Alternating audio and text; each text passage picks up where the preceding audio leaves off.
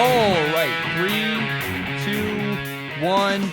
Oh my goodness. Good morning, good afternoon. Whatever it is for you, I hope you're having a fantastic day. My name is Zach Schomler. This is Strong Opinion Sports. Thank you so very much for tuning in. Today is Wednesday, October 24th, and it's been a good day. It's been a busy day. I have 2 tests tomorrow. That's going to be a ton of fun. And Friday, I have a giant pay-per-view. But nonetheless, school is going well. Life is going well. And I'm excited for the show today. It's a really good one. It's one short, quick, to the point, no wasted time. And I want to start with the Raiders, because the Raiders are kind of, a lot of people in Oakland are losing faith in the Raiders. First of all, of course, they're moving away. But I want to, break down. They're 1-5 right now. And I want to kind of dive into that. But first, I think there are 2 things you should know. So I think there are 2 things you should know about me before we get into this topic. One of them is that I'm in college. And the second one is that I work in television. Depending on the day, I operate a camera, or I work as a camera's assistant running their cable so they can run around all of our stadiums and basketball courts, yada, yada. And I don't like school. And it's interesting, for my line of work, for my career, I don't need a degree. Whether I'm broadcasting or I'm working behind the scenes in production, frankly, working in production does not need a degree. It's kind of like construction. It's pointless. And many people, especially my bosses that I work with, the directors, my camera operators, if I'm a camera's assistant, a lot of people ask me, why are you in school? Why don't you just drop out? I mean, it's clear you hate school. I don't like college. And people don't understand, why would I be in school if my career path does not require that I be in college? I would answer this way. I have a plan. I have a plan that works for me. College is great for me. People don't understand. I have this giant room I can record stuff in. I have very little decision-making to do. Like my food's often for me. I have a laundromat here. I have great internet. I have cable. I have a pretty good life here. And so for the rest of the time I'm working on my degree, it's a great place to make videos and build Strong Opinion Sports. Because that's what I want to do. I have a plan, I have a vision, I want to start my own company, hire my friends, and do Strong Opinion Sports as my full-time job. And man, it's a struggle. Not like it's easy for me. I'll sit in English class and go, I hate this. I don't want to be here. And I shouldn't say the word hate. It'd get you in trouble. But I'll sit in English class and be like, why am I here? What am I doing? And most people, the point is this, most people don't see my plan. They don't understand. People ask me, Zach, why don't you just drop out? Right now, the Oakland Raiders are in a similar situation. The Raiders are 1-5. They traded away Khalil Mack to the Chicago Bears. They traded Amari Cooper to the Dallas Cowboys. There's news that maybe they're going to get rid of their quarterback, Derek Carr. I mean, right now, I have no idea what they're doing in Oakland. I don't understand what Jon Gruden's plan is. But here's what I do know. There are 4 things I know for certain with the Raiders. One of them is this: Jon Gruden is not stupid. Say whatever you want. He won a Super Bowl. I'm sorry, Jon Gruden's not a dumb guy. He knows football. He understands football. He knows what he's doing. You say whatever you want. They're 1-5. I know it looks ugly. But Jon Gruden's not a dumb guy. Number 2, Jon Gruden has a 10-year contract. He has 10 years. There's no hurry for him right now. He can do whatever he wants. Number 3 is this: people often lack vision. Many people often lack the foresight to see and to understand someone else's plan. Happens to me all the time. People say, Zach, why don't you drop out of college? Because I have a lot of reasons. I have a plan. If I ever want to leave production, I can go get a job in an office. So the third thing is this: remember, people often do not have the foresight or the vision to see down the road into the future. The fourth thing is this: in 2018, no matter what happened to the Raiders, they were not going to win a Super Bowl. Sorry, but the Raiders were never going to be a Super Bowl contender this year in 2018. So here's the thing. Probably Jon Gruden has a plan. We don't know what it is. I mean, is Jon Gruden ruining the Raiders? I don't know. I don't think so, but it does certainly look like it. You trade away Khalil Mack, Amari Cooper, you're 1-5. How do you trust Jon Gruden right now? I don't know. But is it possible that Jon Gruden is simply rebuilding the Raiders? Maybe he does have a plan. And maybe he's not ruining the Raiders. He's just tearing them down to build them back up again. Because Jon Gruden inherited a good team, a good, solid team. But Jon Gruden did not inherit a great team. Jon Gruden did not inherit a great team that's equipped to win Super Bowls right away. Basically, Jon Gruden got a good house. And he said, instead of building onto the house, instead of adding 3 rooms and 2 bathrooms and a pool outside, I'm just going to tear down the entire house and rebuild. And when he demolished the house, he made a huge mess. The Raiders are 1-5. I don't understand. He totally hit the reset button. But Jon Gruden has 10 years. And the Raiders cannot buy him out. He has them where he wants them. Jon Gruden can do whatever he wants. So my job working for television networks, it's a good job. I worked for ESPN's College Game Day the other day. I work on the sidelines of all kinds of games. It's pretty cool, man. I get to go do and see some really cool stuff. It's a good job. A job I like. But you know what I like more than a good job? A great job. You know what a great job is to me? A great job is living in Bozeman, Montana, building my own company, having Strong Opinion Sports, making that my full-time job, and getting to hire my friends as producers and co-hosts, yada, yada. That sounds fun to me. That's my dream job. Why settle for good when you can have great? Jon Gruden inherited a good team, but he can have better. He wants to build a Super Bowl team. He does not want to be the Cincinnati Bengals. Look at the Bengals right now. They're stuck with Andy Dalton. They can't move off of him. And like every year, the Bengals are consistently mediocre. They're the most consistently mediocre team in the NFL. 9-7, 7-9, regularly barely make the playoffs with a wild card spot. They're out in the first round. What the Bengals need to do is tear it down and rebuild. Get rid of Andy Dalton. But they can't afford to. They don't have that much time. If Marvin Lewis tears everything down, gets rid of Andy Dalton, he gets fired. Because he doesn't have a 10-year contract. Jon Gruden does. With a 10-year contract, he can do whatever he wants. He can do it his way. Honestly, I think every coach wishes they could have what Jon Gruden has because he has job security, which means he can take chances, he can take risks, he can afford to tear down an entire roster and rebuild it the right way, the way he would like to do.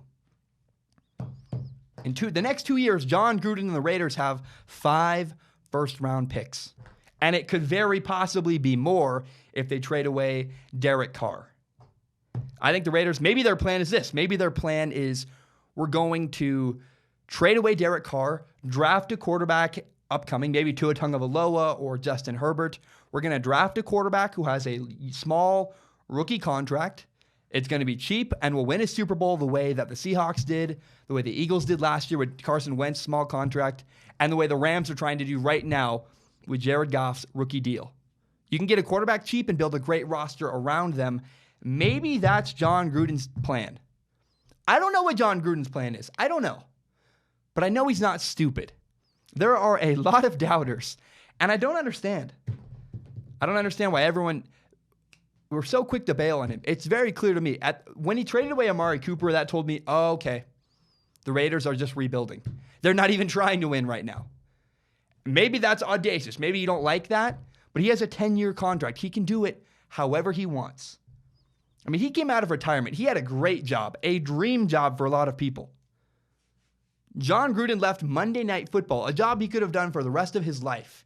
Could have cashed in checks, been around football. He decided to leave that great gig for coaching. He did not do it because he thought he was going to fail, and he didn't do it to make a wild card spot and get booted in the first round every year. He wants to build a Super Bowl winning team. He's not trying to build the Bengals. He's not trying to be a mediocre team. Jon Gruden wants great. He's not settling for good.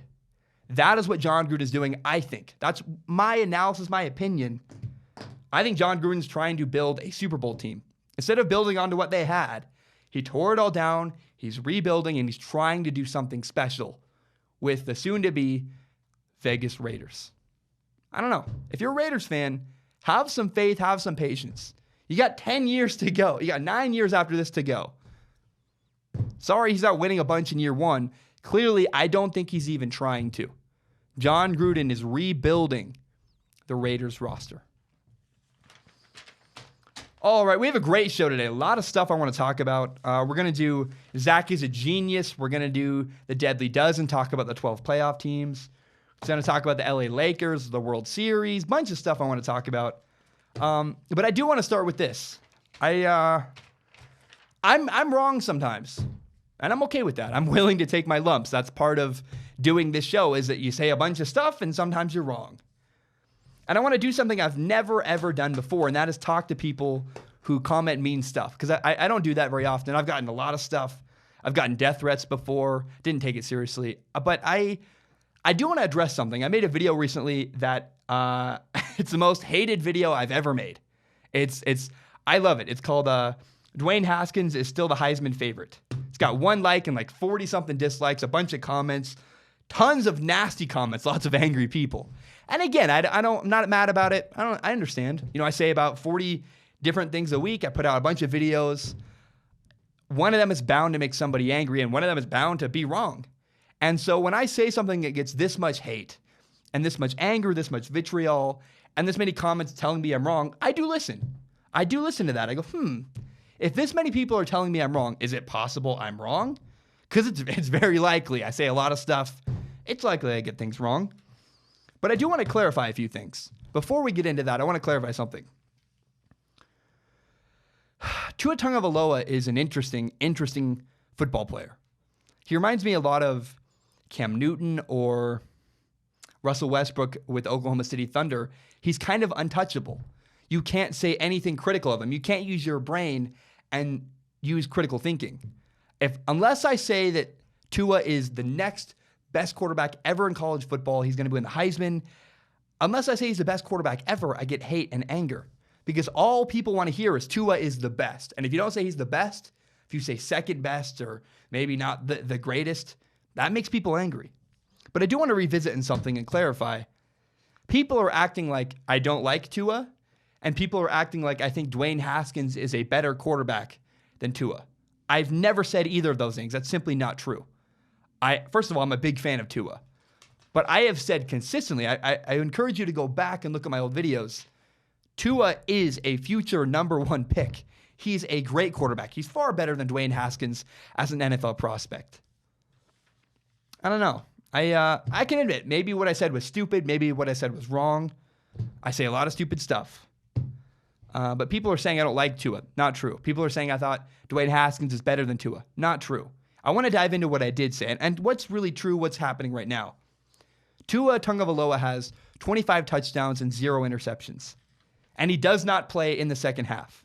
A lot of that's because he blows teams out. And I think that's because he's really talented. He dominates other teams, has a great roster around him. You can't forget that. But he's incredibly talented. I mean, he wrecks everybody he plays. And I would encourage people to really, really look closely. Again, I've said Tua is a future number 1 pick. And I agree he's better than Dwayne Haskins. He throws the ball better, throws the ball into tighter windows. He's kind of like Houdini. Tua is very incredibly mobile.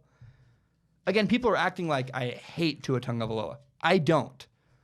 But I encourage you to look at the way the Heisman is selected. It's something people vote on. A bunch of different people all come together, have their interesting, their own independent opinion, and they vote on the Heisman Trophy winner. And what I do is I looked back at how the Heisman has been selected recently in the past. We saw guys like Lamar Jackson and Johnny Manziel win the Heisman. And they were not undefeated. They did not blow teams out. And they did not have a chance to win the national championship. And yet they still won the Heisman anyways. And you look at Baker Mayfield last year. Baker Mayfield won the Heisman, had a slip up. They lost to unranked Iowa State. But at the end of the year, Baker Mayfield had the better stats. And if you look at Dwayne Haskins' stats, talk about plays in the first half, second half, I don't care. The point is this, if you look at sheer numbers, has more touchdowns, has more yards. That's a fact about Dwayne Haskins. Might be by a little bit, but he does have more yards and more touchdowns. You might not like that. You can explain away why. You can say, well, yeah, of course. Tua Tagovailoa plays in the first half of games. He never plays in the fourth quarter because they're winning by 50 points every game. And you would be right. But my question was, do you think it's possible that people voting for the Heisman Trophy could not value that the same way? Is it possible that they look at that as a weakness instead of a strength? I don't know. I don't have the answer. But it is possible people say, yeah, Tua's team is incredibly good around him, had a bunch of help, and they undervalue him. I'm not saying that's fair, but life isn't fair. So I don't know how Heisman voters are going to value the fact that he doesn't play in the second half, that he blows everybody out. Maybe they will knock him because he has a great team. I don't know. Yeah, Tua Tagovailoa deserves the Heisman Trophy. I'm not saying that. He's incredibly talented. Far better than Dwayne Haskins. But the wild card here is, how do people judge him? How do people judge how good his team is? How do people judge the fact that Dwayne Haskins does have better stats than him, more yards, more touchdowns? I might be saying a bunch of dumb stuff. I don't know. You're watching. You might be super angry. Hey, that's fine. I'm with that. I understand that. And I'm okay admitting if I'm wrong, I'm wrong. But at the end of the day, I think it's interesting. Is it possible that Tua gets robbed and Dwayne Haskins wins? I don't know. But I don't mind anyone disagreeing with me. Here's what I do want to say. There were two comments that really bothered me in the last video I made. One of them was saying that, Tua Tagovailoa's Heisman moment was last year in the national championship game when he beat Clemson. Georgia. When he beat Georgia in the national championship. A lot of people said that. They said, well, Tua's moment was in that game. You understand that was last year. That was not this year. That was last year. His Heisman moment from this year can't be last year. And that does matter. That's a rhetoric people often say. What was his Heisman moment? I don't know how you have a Heisman moment. Maybe his Heisman moment is he's going to beat LSU 55-0. I don't know. Another thing is this. Some guy said that I thought Dwayne Haskins was better than Tua. Never have ever said that. I've repeatedly said in this video, do not believe that. That is not my opinion at all. So let me be very clear. Again, Tua is a better quarterback than Dwayne Haskins. But feel free to keep me in check. I say a lot of dumb stuff. If you don't like what I say, understandably. I say a lot of stuff. Sometimes I'm wrong. I'm willing to even admit when I'm wrong. And I got a lot of pushback. It's very possible. I sounded like an idiot. A lot of people felt that way. They let me know. And that's fine. But please do not put words in my mouth that I don't say. I've always said that Tua is better than Dwayne Haskins.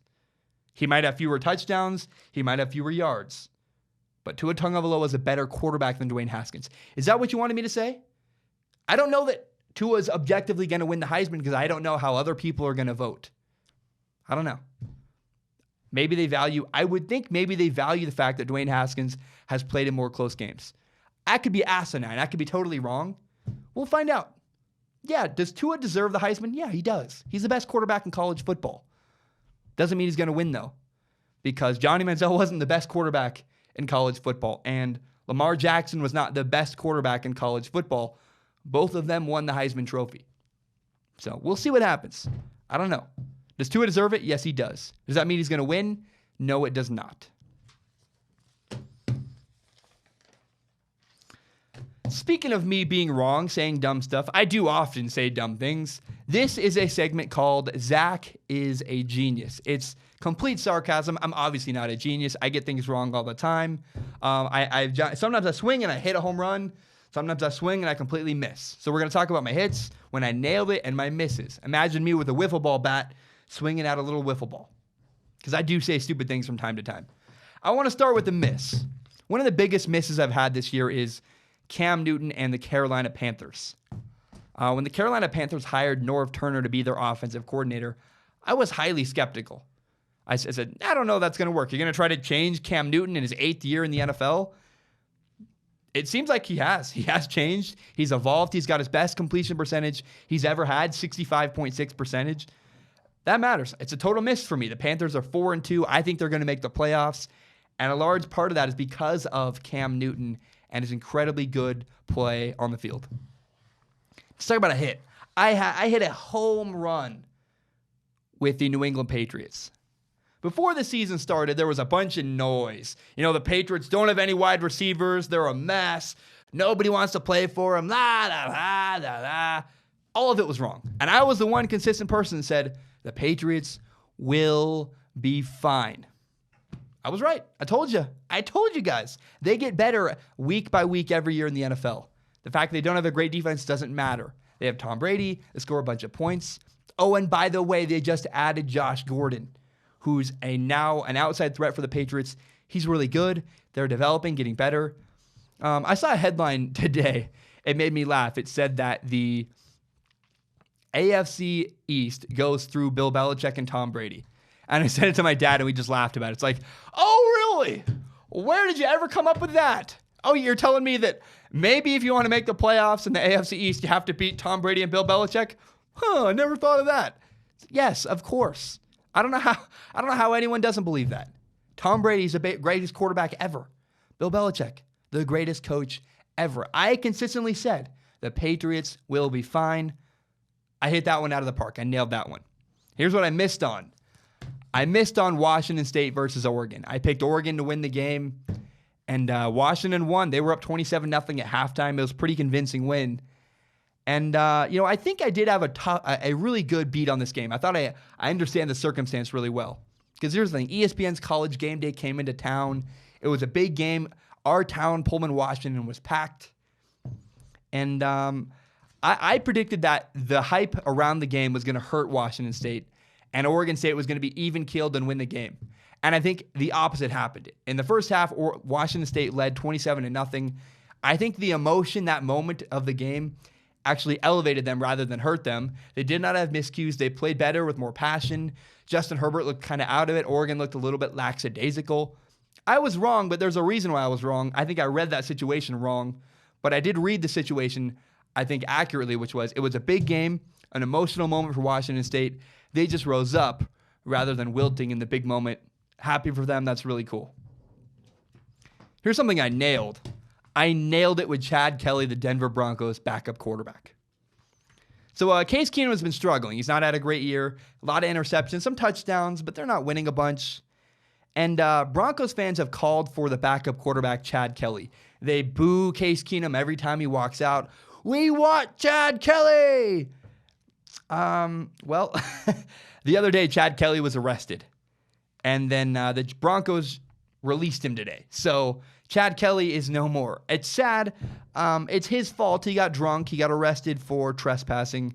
But it's too bad. If you're a quarterback, you got to make good decisions. Chad Kelly did not.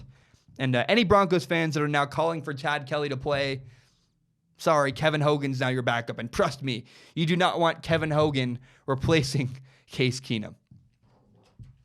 How about something I missed? What did I completely miss on? I really missed on Josh Allen. And it really depends on how you look at it. Because what I said was, I'm afraid of Josh Allen playing because I don't think it'll be good for him. And I think he'll get hurt. And I don't think the Bills will win a lot with Josh Allen. I was half correct, I guess, is that Josh Allen did play. He did get hurt. But I was really wrong about one thing. The Bills absolutely need their rookie quarterback, Josh Allen. I was concerned about him playing. I said, maybe he'll become the next Paxton Lynch. He doesn't have a veteran quarterback around him. All of that was a complete miss. No way. Because the Bills signed Derek Anderson, a veteran quarterback. He came in at 4 turnovers last week. They had Nathan Peterman's the other quarterback. He's absolute garbage. He's not even useful to the franchise. Right now, the Bills need to play Josh Allen. Without him, they lost 37-5 on Sunday to the Colts. I flat missed this one. The Bills need Josh Allen if they want to be any sort of competitive. He needs to be on the field. What did I nail? I nailed the New York Giants. I saw this coming a mile away. I told everybody. Drafting Saquon Barkley is a mistake. And right now the Giants are 1-6. They just lost to the Falcons. I don't want to go too in-depth with this. It's just kind of sad. I feel bad for Giants fans. I nailed it, right? I mean, the Giants aren't any good. They're 1-6. They're probably going to be 1-7. It just gets worse and worse. Quarterback play isn't any good. The offensive line isn't any good. It's just an unfortunate situation for the people of New York, and one that I happened to nail. What did I miss on? I went back and looked at my old videos. There's a video titled Ryan Fitzpatrick is Here to Stay. No, that was a complete miss. Ryan Fitzpatrick lasted all of 3.5 games. Jameis Winston came in the other day and looked pretty good. Had a good drive at the end against the Browns. He looked solid. And so the Fitzmagic thing, it was brief, it flashed in the pan, and it was gone. And we will not remember it for a long time because Jameis Winston actually looks pretty solid. He looks like a franchise quarterback the way he's playing for the Tampa Bay Buccaneers. I missed that one. What did I nail? Got a bunch of these. I got a lot of stuff to talk about today. I nailed Blake Bortles. We got 5 each. I've been saying forever that the Jaguars need to move on from Blake Bortles. I gave up, said I'm done. And on Sunday, after having 2 fumbles, the Jaguars benched Blake Bortles for Cody Kessler.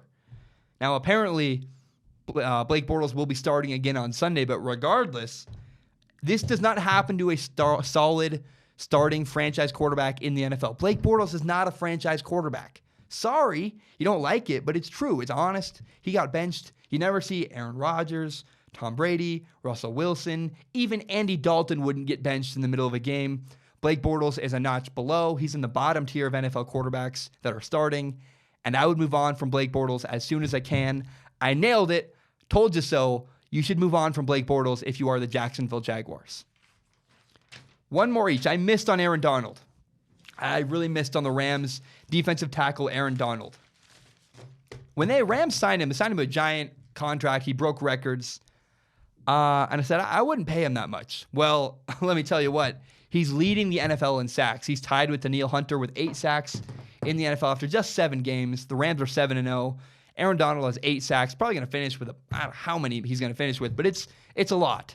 And so I admit, I missed that one. Apparently, Aaron Donald, Rams are 7-0. They're winning a bunch. He's contributing. If they win a Super Bowl, it's going to be in part because of the pressure that Aaron Donald is bringing. Guys like Samson Ebukam are coming off the edge. Aaron Donald is cleaning up the mess when quarterbacks try to step up. He's a big factor on that defense. He's getting a lot of pressure, and it's pretty meaningful for the LA Rams. I missed on that one. He's worth the money, at least this far into the year. Last thing that I nailed. I said a while ago, do not panic about Deshaun Watson, the Texans quarterback. Texans started 0-3. People began to panic in Houston. Since then, the Texans are 4-0. They're 4-3 on the season. Again, a 4-game winning streak.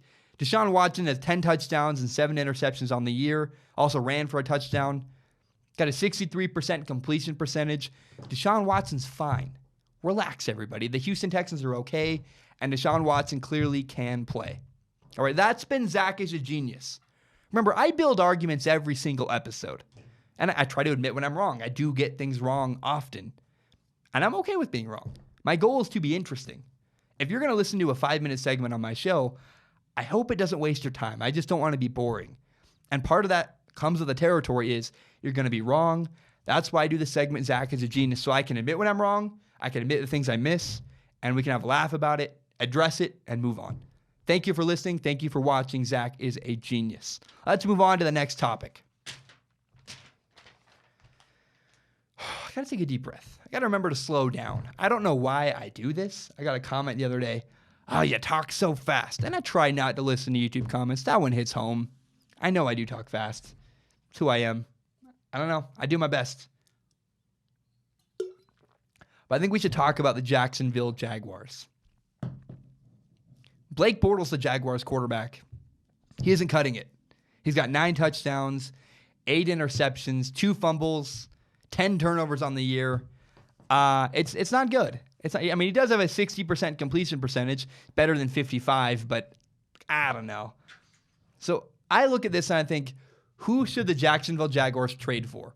What quarterback should the Jaguars go for and acquire? And I think there are 4, maybe 5. I'm going to throw a 5th one in there. It's not really real. It's just a thought. But here's the thing. The Jaguars have such a good roster. Great players on defense. Really solid offensive line. They are very capable of winning games. They're just limited by their quarterback. And it's so frustrating to watch the Jaguars week in and week out underachieve because of Blake Bortles. I think if the Jaguars trade for Tyrod Taylor, the Browns' backup quarterback, they're a little bit better. And they would be stable. He'd not be great. He's going to miss stuff. He's going to have bad plays. He's not going to hit a lot of home runs. But he's not going to have the turnovers of Blake Bortles. He's going to play incredibly safe. And you can he took the Bills to the playoffs last year. Tyrod Taylor could take the Jacksonville Jaguars to the playoffs and maybe win a Super Bowl. He's a Rex Grossman, a guy who we've seen Trent Dilfer win a Super Bowl. If Trent Dilfer can win a Super Bowl, so can Tyrod Taylor with the Jacksonville Jaguars. How about Jacoby Brissett, though, the Colts backup quarterback? Jacoby Brissett was a long-time Tom Brady backup. Now he works with the Colts and Andrew Luck. He can play. He played pretty solid last year when the Colts needed him. And I would consider trading a second, third-round pick to go get the Colts backup quarterback, Jacoby Brissett, if I was the Jacksonville Jaguars. I think Eli Manning's a solid option. Eli Manning is the Giants quarterback. I said initially that it was a bad idea. Well, I watched the Jaguars and the Texans on Sunday. And the Jaguars' offensive line is creating time in the pocket. And Eli Manning, a guy like that, could actually work in that system. He would have time to win and do well. And so if I were the Jaguars, I would push to trade for Eli Manning, get a year out of him, make a playoff run, because you have such a good team. And going 8-8 would be such a waste for the Jacksonville Jaguars. Now, the last serious option for the Jaguars is Derek Carr, actually. Apparently, there's a lot of rumors out of Oakland that he's on the trading block. He has a huge contract. Maybe the Raiders don't want to pay. And he's been struggling. He looks a little bit gun-shy in the pocket. He's afraid to take hits. And Jon Gruden and Derek Carr do not appear to be gelling. If I was the Jacksonville Jaguars, I would trade even a first-round pick to go get Derek Carr, because I do think he'd be the quarterback of the future for the Jaguars. And he's a better quarterback. That first-round pick the Jaguars could trade for Derek Carr. You're not going to get a better quarterback with that first-round pick. I'm sorry, Drew Lock's going to be gone. If you can acquire Derek Carr with a first-round pick, do that move as soon as you can if I'm the Jacksonville Jaguars, because Derek Carr is a step up from Blake Bortles. He may not be perfect, but if he's even Andy Dalton level, that's a Super Bowl berth for the Jacksonville Jaguars. If I'm the Jaguars, my number one priority right now is how can I trade for Derek Carr, the Raiders quarterback. There's one other option I think is quite interesting, is that it's Russell Wilson. This is not a serious option, but it is worth considering. There's been a lot of turmoil, a lot of rumors coming out of Seattle that maybe they want to move on from Russell Wilson. If you offered a good enough package to the Seattle Seahawks, is it possible they'd trade away Russell Wilson? I don't know. I don't see a way in hell you trade away a future Hall of Fame quarterback. But the rhetoric out of Seattle, a lot of people are frustrated with Russell Wilson. If you can make that happen, yes, of course, that's a no-brainer. I'd give away the farm to get Russell Wilson. He could win a Super Bowl with the Jacksonville Jaguars. So those are the 5 quarterbacks, 4 of them serious. Russell Wilson's not a very serious option. 4 quarterbacks I think the Jaguars should make a move to trade for. Derek Carr, that's the big one. Trade away a first-round pick. I think the Raiders are trying to rebuild. And if the Raiders could get a first-round pick, maybe a second-round pick, it's worth it for the Jaguars, and the Raiders are trying to rebuild. It's worth it for them as well. I would get rid of a first-round pick to go get Derek Carr if I was the Jacksonville Jaguars. All right, guys, I'm going to take a short break. When I return, we're going to do the Deadly Dozen, talk about the 12 playoff teams in the NFL. We're going to talk about the World Series. We're going to talk about why defense does not matter in the NFL. We'll talk about the Browns panicking. We'll talk about Lakers fans who are panicking. At the end of the show, we're going to talk about the Dolphins and Texans who play tomorrow on Thursday Night Football. My name is Zach Schaumler. I'm going to take a short break. Remember, you can subscribe to Strong Opinion Sports on iTunes, SoundCloud, and YouTube, and you can find the full entire hour-long podcast on YouTube. My name is Zach Schaumler. I will be right back. All right, we are back. I hope I made the right decision by talking about the Dwayne Haskins and Tua Tagovailoa thing. I try to have a lot of humility and admit when I'm wrong, and so that was my attempt with that segment. Maybe it's a big mistake. We'll find out when I put it out. But I'm a dumb kid, learning a lot of lessons as I go, and learning how to work in this business as I go, because I've never done this. I've never operated my own podcast before. So good learning lesson. We'll figure out what happens there. I want to now jump into the Deadly Dozen. So this is the Deadly Dozen. It's what I do. There are 12 playoff teams every year. And instead of doing a power ranking, because I don't like that sometimes you'll have a team in your power ranking that doesn't make the playoffs in the end, I try to predict the playoffs every single week. And so these are my 12 playoff teams. I want to start in the AFC. First team I have winning the AFC West is the Kansas City Chiefs. It's quite obvious. Look, they're fantastic. Patrick Mahomes, bunch of weapons. Kareem Hunt is arguably the best running back in the league. The Chiefs are fantastic. We don't need to talk about it much more. I think they're the number 1 seed in the AFC. Winning the AFC East, I have the New England Patriots. They're 5-2. They're fantastic. Bill Belichick, Tom Brady, that defense is improving, and they got Josh Gordon paired with Julian Edelman. Oh, and by the way, they have the best tight end in the NFL, arguably, with Rob Gronkowski. The Patriots are fine. They're not just fine. They could go 13-3, 12-4, and they could challenge the Chiefs for the number one playoff spot in the AFC. Third, I have the Steelers winning the AFC North. This was a tough decision. You have the Bengals playing really well. The Ravens are pretty good right now. The Browns are no slouch. They're 2-4-1, but the Browns are not terrible. Right now, the Steelers are 3-2-1. They're going to get Le'Veon Bell back. I'm picking the Steelers. I'm going with consistency. Year in and year out, the Steelers often deliver in these moments. They dominate the Bengals. They're better than the Ravens. I'm picking the Steelers to win the AFC North. In the AFC South, I'm picking the Texans. They had a rough start. They started 0-3. Since then, they have 4 wins in a row. They are 4-3. And you look around their league. Do you trust the Colts, who are awful right now? Do you trust the Titans with Marcus Mariota? Do you trust the Jaguars with Blake Bortles at quarterback? No, you don't. I'm picking the Texans to win their division, partly because of quarterback, partly because their roster is really talented, and that's the team I trust down the stretch in November and December. Plus, they play indoors. It can't hurt. Not a lot of cold weather. In the wild card, I'm picking the Chargers. First of all, I love the Chargers. Their offensive line is what's really encouraging to me. Phillip Rivers has a lot of time to throw. That's one of the 4 things you need to win. They need a head coach, they need a quarterback, an offensive line, and a defense. All 4 of those look pretty good for the LA Chargers, and I think the Chargers are indeed a playoff team. My final wild card spot is going to the Ravens. The Ravens are 4-3. They're just a sound football team. It came down to the Jaguars, the Bengals, or the Ravens. I'm going to go with Joe Flacco and the Ravens every single time. I don't trust Blake Bortles, and I do not trust Andy Dalton. The Ravens are playing good football, solid defense. They're a boring but a really effective football team. The Ravens are better than people think. They challenged the Saints last week, and I'm picking the Ravens to make the playoffs in the wild card. My only question with the AFC is I wonder if the Browns are 2-4-1, but they're playing a lot better than their record.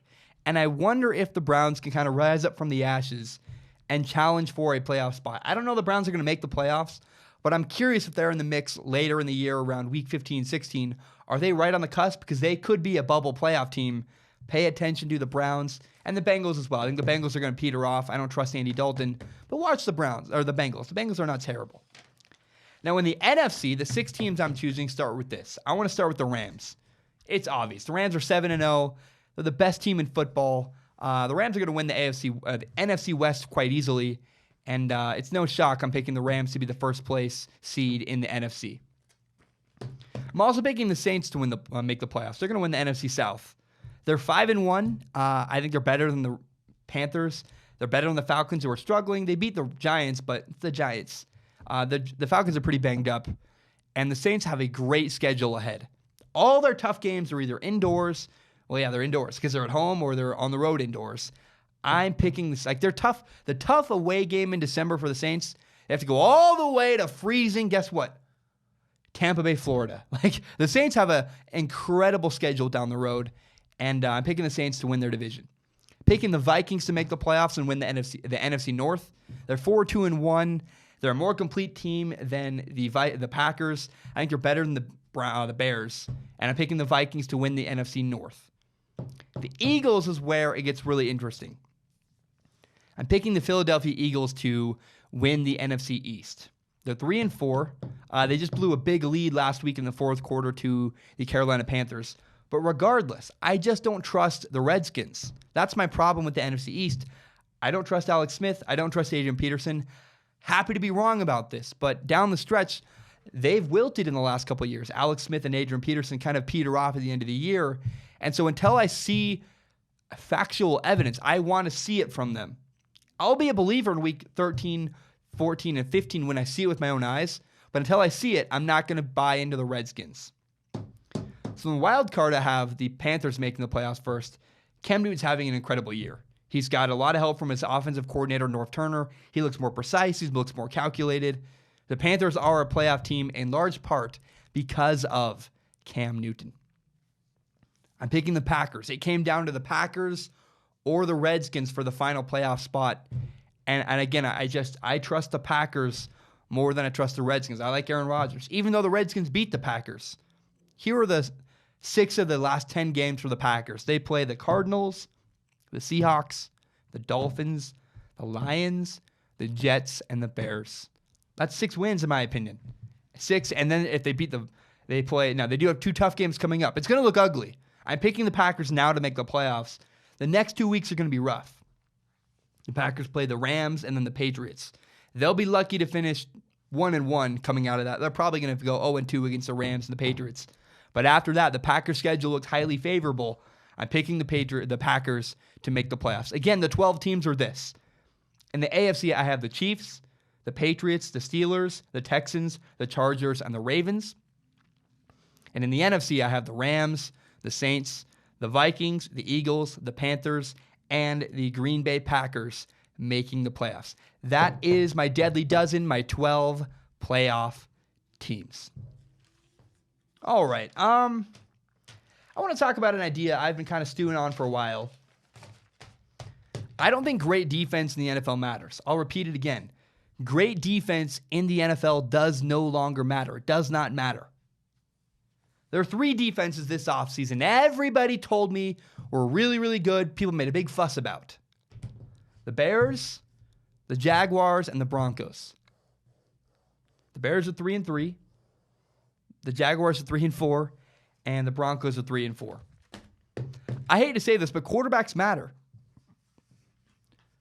The Bears, the Jaguars, and the Broncos do not have top-level quarterbacks. It's sad when Mitch Trubisky's the best quarterback I just mentioned in that list. I don't know. I remember when Chip Kelly changed college forever. He said offense is now the new defense. And I think the NFL is kind of going that way as well. Teams that win now have great offenses. They don't worry about defense.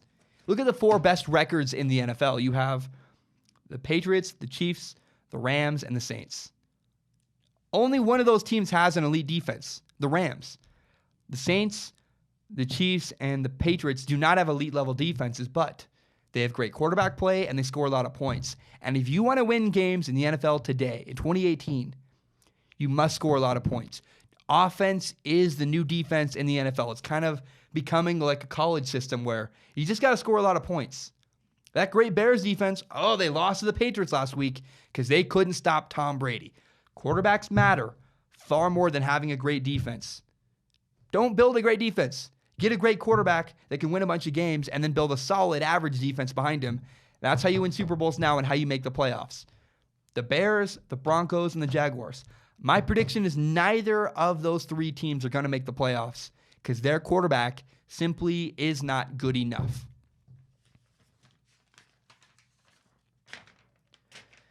I want to divert your attention to baseball just very briefly.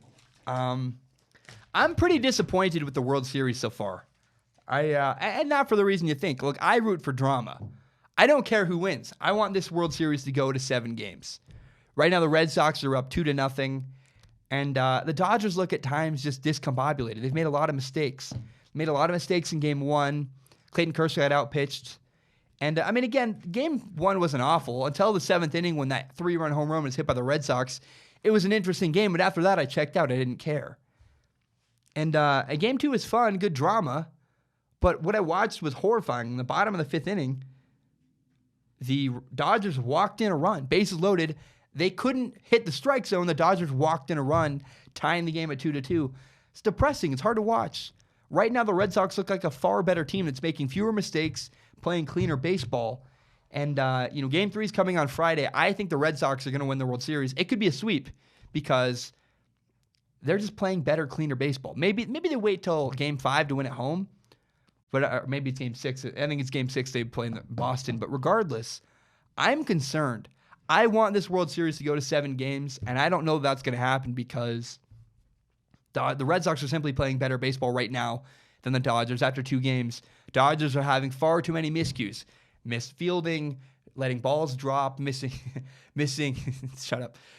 throws. It's not good, and the Dodgers are simply making too many mistakes. I'm picking the Red Sox to win this series in 4 or 5 games. I'm really not encouraged by what I've seen from the Dodgers so far. I do believe the Red Sox are going to win the World Series. That's my take after 2 games. And frankly, I'm incredibly disappointed because I don't care who wins. I just want the World Series to go to 7 games. Okay, we have 3 topics left I want to talk about. We're going to talk about 2 fan bases that are panicking first. We're going to talk about the Browns and then the Lakers. I want to start with the Browns. Right now, the Browns are 2-4-1. And they've played in 4 overtime games, which tells me the Browns are competing their butts off. They're working really, really hard. They're better than their record of 2 wins, 4 losses, and a tie. The Browns are better than their record. This is not the only place we've seen this happen in sports recently. I saw a parallel between the Browns and actually Oregon State volleyball. I have a friend of mine who's an insider. She's a broadcaster for the Pac-12 network, went to school here. And she was talking about how Oregon State volleyball is 0-10 in Pac-12 play. They have not won a single game in the Pac-12, and yet they're better than their record suggests. The problem is that the Oregon State volleyball team is led by a freshman center, a good freshman center. They're building something, but they're at the beginning stages. I mean, we saw the other day, I'm not even a volleyball fan. This is what my friend told me. She said that Stanford was challenged by Oregon State, and Oregon State actually won the first set against Stanford in volleyball. And if you don't know, you play a bunch of sets. Whoever wins the most sets wins the actual game. Stanford has lost 6 sets all year. One of them was to Oregon State volleyball, considered an 0-10 bad team. But they're better than their record suggests. They're just young and building something. I think it's interesting. Nobody watching Oregon State volleyball is calling for the coach to be fired because they understand the situation. They get that Oregon State volleyball is building a culture around this new freshman center. We're seeing a similar thing happening with the Cleveland Browns. It's rookie quarterback Baker Mayfield. They're building something around Baker. They've played in 4 overtime games. I know they're 2-4-1, but only one of their games was more than double digits. They got blown out by the Chargers. Every other game the Browns have played in has been by 1 score. Highly competitive football. They're fighting their butts off for their head coach, Hugh Jackson. I would not fire the Browns head coach, Hugh Jackson. It's interesting. Some fans are saying, well, what about the last 3 years? It's not just this year, Zach. They went 1-31 in the first 2 years with Hugh Jackson. I understand. The reason why I would not fire Hugh Jackson yet. Look, you can evaluate Hugh Jackson at the end of the year. Fine with me. If at the end of the year he's not cutting it, go ahead, fire him. But right now, it's too soon. The Browns are building something. Allow them time to build it and clean it up. And I don't think it's entirely fair to judge Hugh Jackson on the previous 2 years. He's never had a great quarterback, never had a franchise quarterback. It's hard to judge a coach who doesn't have a quarterback. Bill Belichick even got fired from the Cleveland Browns because he didn't have a quarterback. Like, hello? If Bill Belichick got fired by the Browns, there's a trend here. You need a quarterback to win in Cleveland. Judge Hugh Jackson on this year with a quarterback and wait till the end of the year before you make a decision on Hugh Jackson. I think he can coach. I think he's building something in Cleveland. And I would just have patience if I was a Cleveland Browns fan. How about the Lakers? Lakers are 0-3. So right now, the LA Lakers are 0-3, and their fan base is totally panicking. I know friends that live in LA, they're like, oh no, LeBron isn't good enough. We're not going to be able to build something. Because I have a lot of friends in LA, and they're all off their rocker, tweeting horrible stuff. And Zach, are you okay? Have you watching what's happened to Lakers? They're 0-3. They lost to the Blazers, the Rockets, and the Spurs. And that's my point next, is that they lost by 9 points to the Blazers, a playoff team. And then they lost by 9 points to the Rockets, a playoff team, a team that almost beat the Warriors. And then they lost to the Spurs, a playoff team, by 1 point. Is that exciting? No, you want to see the Lakers go 3-0, beat 3 playoff teams. Of course. But we're 3 games into the year, and remember, this is a new team that's never played with LeBron before. If you're a Lakers fan, deep breaths, relax. It's fine. Don't even wait till April. Wait till April before you're willing to say that LeBron is failing in LA. If in April they're not on track to make the playoffs, then fine, go ahead. But in November, December, January, February, March, I don't want to hear it. He's going to struggle. He takes January off like every year. And I think he'll have a lot of good moments in December, but relax, please, for the love of God. Lakers fans that are panicking about the Lakers 0-3 start. It's 3 games. And it's the first 3 games this team has played ever with LeBron James. They're learning. They're figuring things out. Oh, yeah, and they got players ejected. They're missing Rajon Rondo and Brandon Ingram. Please, for the love of God, if you're a Laker fan, do not overreact to the Lakers starting 0-3. If they start 0-9, I'll get concerned. But if they're 0-5, 0-6, it's all good. You got LeBron. Come back to me in April. If in April you're not on track to make the playoffs, then I will listen to you and I will consider what you have to say. And you might even be right if you say, man, this LeBron thing in LA really isn't working. The Lakers aren't even on track to make the playoffs. And it's April.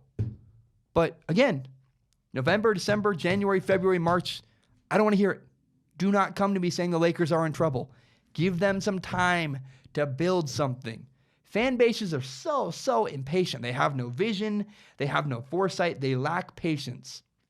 If you're a Lakers fan and you're mad the Lakers were 0-3, I get it. I'm not happy. If I was a Lakers fan, I wouldn't be like, yeah, I'm so glad our team lost to those 3 teams. But it's 3 losses. Take a deep breath, relax, and give the Lakers until April. All right, last thing I want to talk about. On Thursday Night Football tomorrow, the Dolphins play the Texans. Again, I'll repeat that. On Thursday Night Football, the Dolphins play the Texans. I'm picking the Dolphins to win. This is very simple. The Dolphins quarterback Ryan Tannehill is out with an injury. They're like, I saw a headline this week. He's finally throwing. Yeah. Really? It's come to that? I don't know that the Dolphins should even give much more time to Ryan Tannehill. That guy is always injured. Here's the thing. I'm not going to pick Brock Osweiler to win a football game. There's no way I would pick the Miami Dolphins to win this game against the Texans. But I do give the Dolphins a chance. I think it's going to be a competitive game. I'd be surprised, like maybe pleasantly, not shocked, but I'm not expecting this game to be the Texans winning by 40 points. I think the Texans and the Dolphins, it's an interesting team, an interesting game. 2 teams that are potentially playoff teams. I don't know if the Dolphins will ever figure it out. But the bottom line is this. I'm picking Deshaun Watson over Brock Osweiler. No way in hell am I going to predict Brock Osweiler to win a football game. I'm sorry, Brock. I've never seen anything from you that's encouraging. And so I'm picking the Texans to win on Thursday Night Football. And it'd be a big win for the Texans. Texans are 4-3. They've won 4 games in a row. To go to 5-3, be even more secure at the top of the AFC South, would be a big win. I'm picking the Texans to win on Thursday Night Football. All right, guys, that's all I have. Thank you so much for tuning in. I really tremendously appreciate you guys. I'm sorry if anyone's offended at me because I said that Dwayne Haskins is the Heisman Trophy favorite. Look, I'm joking. I don't really care. I've gotten death threats before. These comments are nothing. They're very nice. They're not nice, but they're not as bad as I've gotten in the past. I'm fine. I've gotten a lot of concern actually from people. I've had people message me on Instagram saying, Zach, are you okay? I saw that video's blowing up and people are mad about it. Look, again, I put out like 40 videos a week. We're good. It's fine. I'm going to get it out of my mind. I'm not going to talk about it or think about it again for the rest of the week. So thank you so much for listening. I appreciate you guys. Remember, you can subscribe to Strong Opinion Sports on iTunes, on SoundCloud, and on YouTube. You can find the full entire hour-long podcast on YouTube, as well as my best, most interesting clips. If you like Strong Opinion Sports, help me grow by telling your friends about this show. My name is Zach Shalmer. Thank you so much. Have a great day. Ba-dum-bum. Bam. We are done.